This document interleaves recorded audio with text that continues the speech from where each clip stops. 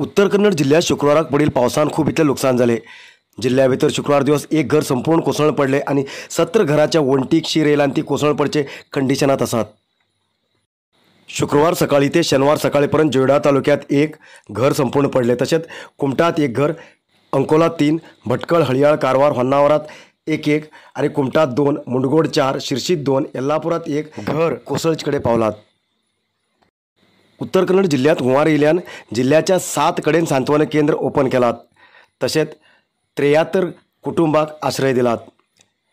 शुक्रवाराक पडील पावसान खूप कडेन उदक बनून गाडी सुद्धा पाड जाली। खूप इतले गाडयेक लुकसाण जालो। गॅरेजात दवरिल्ली गाडी सुद्धा उदकान उबू लागले।